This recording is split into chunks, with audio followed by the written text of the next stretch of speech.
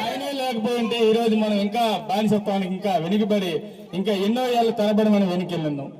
ఈ రోజు ఆయన 135వ జయంతి జరుపుకోవడానికి కారణం కూడా మన సోదరులు చాలా విశేషం. ఎన్నో మంచి పనులు చేస్తూ కొన్ని పదవులు కూడా చేసినటువంటి పెద్దలు కొత్తకోట ఆంజనేయుల తాత గారికి, అలాగే మన గ్రామ సర్పంచ్ జాన్ ప్రభాకర్ రావు గారికి, మరి స్టేజ్ పైన ఉన్నటువంటి మరి మాజీ సర్పంచ్ మరి కొండయ్య గారికి, అలాగే రొక్కం సాయికి, అలాగే ముందున్నటువంటి పెద్దలందరికీ పేరు పేరున హృదయపూర్వక నమస్కారాలు తెలియజేస్తూ ఈరోజు నాకు ఇక్కడ ఈ అవకాశం ఇచ్చిన పెద్దలందరికీ కూడా ధన్యవాదాలు. ఎందుకంటే అంబేద్కర్ జయంతిని పురస్కరించుకొని ఈరోజు మాకు ఇక్కడ ఆహ్వానించారు. నిన్న కుర్రవాళ్ళందరూ కూడా ఇంటికి రావడం జరిగింది. అదేవిధంగా అందరూ చెప్పినట్టుగా ఒక కులం ఉంది, దానికి ఒక రిజర్వేషన్ తేవాలి, ఆ కులానికి ఆ రిజర్వేషన్ ఉంటేనే వాళ్ళు పైకి వస్తారు అన్న ఆలోచనతో ఆ రోజు కొన్ని కులాలకి కొన్ని రిజర్వేషన్లు అయితేనేమి, అలాగే ఒక సంస్థ ఇప్పుడు మన రాష్ట్రాన్ని ముందుకు తీసుకెళ్లాలి అంటే దానికి ఎవరెవరు ఏం చేయాలి, ముఖ్యమంత్రి ఏం చేయాలి, మంత్రులు ఏం చేయాలి, ఎమ్మెల్యేలు ఏం చేయాలి, ఒక కలెక్టర్ జిల్లా కలెక్టర్ ఏం చేయాలి, లేదా ఒక రెవెన్యూలో ఎంఆర్ఓ ఏం చేయాలి, బిఆర్ఓ ఏం చేయాలి, ఇదంతా రచించినటువంటి వ్యక్తి ఎవరు అంటే అంబేద్కర్ గారు. ఆయన రచించకపోతే ఈ రోజు మన రాష్ట్రంలో దేశం మొత్తం వదలండి, మన రాష్ట్రంలోనైనా మనం ఇలాగా ఈరోజు ఉన్నామంటే దానికి కారణం ఆయన. కాబట్టి ఆయన్ని ప్రతి ఒక్కరూ స్మరించాలి, ఆయన బాటలో అందరూ కూడా వెళ్ళాలి. తాత ఎందుకు చెప్పినట్టుగా ఎవరు ఏదో అయ్యాం కదా ఈరోజు సంపాదిస్తామనేది కాకుండా ఆయన చేసిన దాంట్లో కొంచెమైనా నేను చెయ్యాలి అన్న ఆలోచన ఎవరికైనా రావాలి. మన దేశం కోసం మొత్తాన్ని చేయలేకపోయినా మనం మన గ్రామ స్థాయిలో ఉన్నాం, గ్రామ స్థాయిలోనైనా మనం ఫలాన్ని చేయాలా, ఫలానాగా ఉండాలి అన్న ఆలోచన ప్రతి ఒక్కరిలో ఉండాలి. చేసినప్పుడు అక్కడికి వెళ్ళి ఒక దండ వేసేయడం, వాళ్ళ ఫోటోలు దిగి వెళ్ళిపోవడమే తప్ప మరి ఇలా ముందు రోజు ఇంటింటికి వెళ్ళి ఆహ్వానం పలకడం అన్నది మరి చాలా మంచి కార్యక్రమం. దానికి నిన్నటి నుండి కూడా వాళ్ళు శ్రద్ధ తీసుకొని ఈ కార్యక్రమాన్ని టెంట వేసి ఇవన్నీ కూడా ఏర్పాటు చేయడం అన్నది మనందరికీ అదృష్టంగా భావించాలి. వాళ్ళందరికీ కూడా ఈ సభాముఖంగా ధన్యవాదాలు తెలియజేస్తున్నాను. ఇచ్చేయనంటే ఎంపీటీస్ కానీ, నెక్స్ట్ పడాల కొండలరావు కానీ, నెక్స్ట్ ప్రెసిడెంట్ కానీ, ఆంజనేయులు కానీ, నెక్స్ట్ ఇక్కడ వచ్చేసిన పెద్దలందరికీ నా హృదయపూర్వక నమస్కారాలు తెలియజేయండి. అంబేద్కర్ జయంతి అంటే ఇప్పుడు మన రాజ్యాంగాన్ని, మన భారతదేశ రాజ్యాంగాన్ని రాసిన అంబేద్కర్ కూడా వాళ్ళు అండదండగా పక్కన పెట్టినటువంటి పరిస్థితి ఇప్పటికీ అది కొనసాగుతుంది. పాలకులు ఎస్సీ ఎస్టీలు పనికిరారట, ఉన్నత స్థానంలో ఉండడానికి కూడా పనికిరారట. మహానుభావుడు రచించినటువంటి రాజ్యాంగాన్ని పక్కన పెట్టి సొంత రాజ్యాంగాన్ని, అంటే విమర్శ కాదు, ఇది వాస్తవం. ఏమయ్యా, మహిళలకి ఎంత న్యాయం జరగాలన్నటువంటి విధంతో ఆ రాజ్యాంగాన్ని రచించాడు. హక్కులు ఎస్సీ ఎస్టీలు కానివ్వండి, ఈరోజు మూగదేవుల్ని కూడా న్యాయం జరగాలన్నటువంటి చక్కనైన ఉద్దేశం చేత అన్ని మతాలు, అన్ని దేశ పరిపాలనని కూడా క్రోడీకరించి మనకి రాజ్యాంగం ఇస్తే, ఈ రాజ్యాంగం ప్రతి వ్యక్తి కూడా మానవ జన్మయ్యా, పవిత్రమైనటువంటి మానవ జన్మ. అలాంటి మహానుభావులు ఉన్నారు, ఉండబట్టే ఈరోజు మనం అంతా ఇక్కడ కూర్చొని మాట్లాడుతున్నాం. మనకు ఒక హై స్కూలు, ఒక మామూలు స్కూలు, ఇవన్నీ ఎక్కడొచ్చాయి? ఆయన రాజ్యాంగం నుంచే వచ్చాయి. దాన్ని కాపాడడానికి సాయి శక్తుల త్రికరణ శుద్ధిగా ప్రతి ఒక్కరు పనిచేయాలి. నేను ఒక 10 మంది కుర్రోళ్ళు వస్తే నేను అదే అన్నాను, ఆయన కోసం ఏం మాట్లాడాలయ్యా, నాకేం తెలుసు, అది ఆచరించడం కనిపించడం లేదు.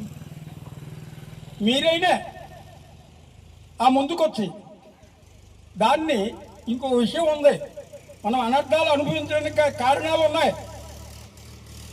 రాజకీయాలు వస్తాయి, ఓట్లు వేస్తాం. కేవలం మన 5 సంవత్సరాల హక్కుని 1000కో 100కో 100కో 50 అమ్మడం కూడా కరెక్ట్ కాదు. రేపు అడగాలి, నిలదీయాలి. రేపు ఆ అబ్బాయిని గెలిపించాం, నిస్వార్థంగా గెలిపించి మనం నిజాయితీగా మెలిగి ముందుకెళ్తారని ఆశిస్తూ నాకు ఈ చక్కనైన అవకాశం ఇచ్చినట్టు. ఈ ఏజ్లో కూడా ఆ మహానుభావుడిని స్మరిస్తూ మీరు ఎవరేమనుకున్నా సరే ఎవరేం చేస్తారో నాకు తెలియదు, కానీ నేను క్యాంప్ వెళ్ళినా పొలంకి వెళ్ళినా బట్టలు వేసుకునే ముందు ఆయన కనబడిగా నమస్కారం చేస్తాను. ఆయనకి నమస్కారం చేసి వెళ్తాను. ఎందుకంటే ఆయన రాజ్యాంగం ఇవ్వబడ్డది. ఈ ఆంజనేయులు, చంద్రశేఖర, నువ్వు ప్రెసిడెంట్, నువ్వు ఆయన టీచరు, ఆయన హెడ్ మాస్టర్, ఇవన్నీ ఎక్కడొచ్చాయి? కాబట్టి ఆ భావంతో ఇల్లు బయలుదేరేటప్పటికి ఆ దాన్ని మీరు కోరడం కానివ్వండి, ఆయన హెచ్చించి పెట్టడం కానివ్వండి, ఇది మన గ్రామం తాలూకు అదృష్టం. దాన్ని కొద్దిగా భావంతో వెళ్ళాలి.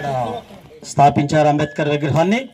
కాబట్టి ఇంకా కొన్ని చిన్న చిన్న సమస్యలు ఉన్నాయి. కాబట్టి మరి చంద్రశేఖర్ అవి ఉన్నాయి, దాన్ని మేము చేయాలనుకుంటున్నాం. కాబట్టి మీరు కొంచెము తొలి ఎప్పట్లాగే ఆ దృష్టి పెట్టి మమ్మల్ని ఆహ్వానిస్తారని మీ పెద్దలందరినీ కోరుకుంటున్నాను. కూర్చున్నటువంటి పెద్దలందరికీ నా యొక్క నమస్కారాలు. మరియు సభలో పార్టిసిపేట్ చేసిన ప్రతి ఒక్కరికి కూడా నా యొక్క నమస్కారాలు తెలియజేస్తున్నాను. ముందుగా అంబేద్కర్ గురించి, అంబేద్కర్ జయంతి గురించి, ఆయన చేసిన పనులు, ఆయన మనకి కల్పించిన హక్కుల గురించి, ఆయన చేసిన సేవల గురించి పెద్దలు అందరూ వివరించి చాలా చక్కగా చెప్పారు.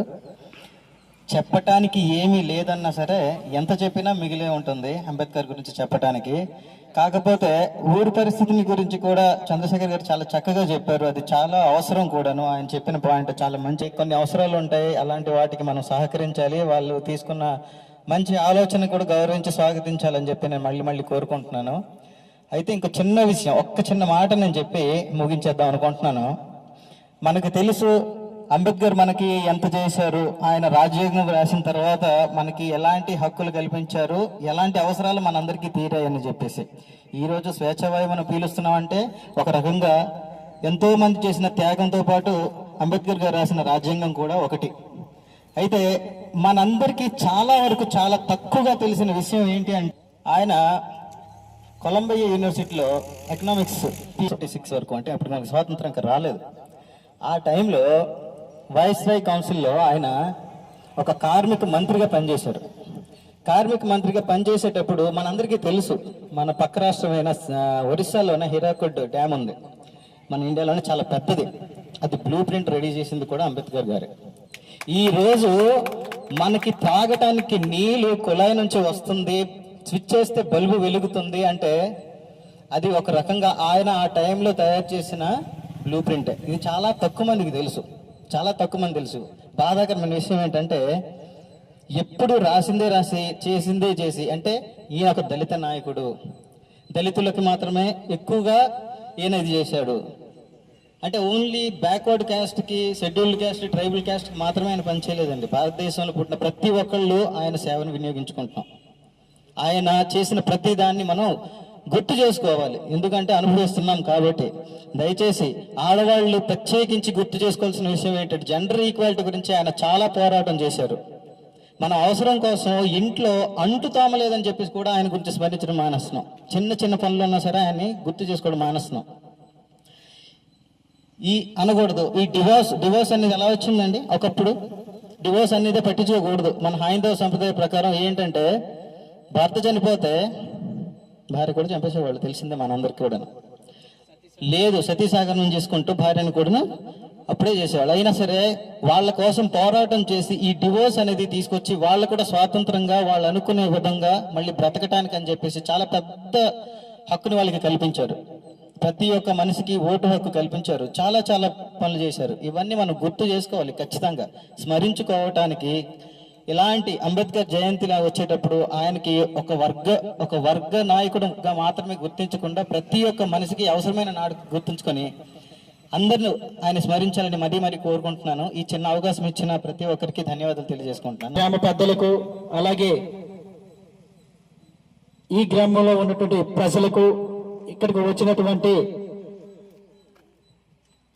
చైతన్య యువజన సంఘ యువకులకు, అలాగే ఈ వీధిలో ఉన్నటువంటి గ్రామ పెద్దలకు, ప్రతి ఒక్కరికి కూడా 135వ అంబేద్కర్ జయంతి శుభాకాంక్షలు తెలియజేసుకుంటూ, ఇంతకు ముందు ఎప్పుడూ అవకాశం మేము తీసుకోలేదు. ఉన్నటువంటి వాళ్ళందరూ కూడా కూర్చొని మాట్లాడుకొని మరి అప్పట్లో 2014-19 కాలంలో సర్పంచ్గా పోటీ చేసినటువంటి శ్రీ పడాల కొండయ్య గారిని ముందల ఈ విషయాన్ని మేము ఉంచాం. మా యొక్క విన్నపాన్ని తూచ తప్పకుండా గెలిచినా గెలవకపోయినా ఒక మంచి కార్యక్రమాన్ని మీరు స్టార్ట్ చేస్తున్నారు కాబట్టి మేము అది ఏ రకంగా అయినా సరే దీన్ని మేము పెడతాం, ఇస్తాం అని పెద్ద కార్యక్రమానికి ముందుగా ఉండి నడిపించినందుకు మా యొక్క ఈ వీధి తరపున మా యొక్క యూత్ తరపున మేము కృతజ్ఞతలు తెలుపుకుంటూ ఉన్నాం. మా యొక్క విన్నపాన్ని మన్నించి ఎంపీటీసీగా గెలిచి ఎటువంటి మనస్పర్ధలు లేకుండా పార్టీ పరంగా ఎటువంటి విభేదాలు పెట్టుకోకుండా మేము అడిగిన వెంబటనే ఈ యొక్క స్టెప్స్ కోసం ఆయన యొక్క కృషి పెట్టి ఇది కంప్లీట్ చేశారు. జై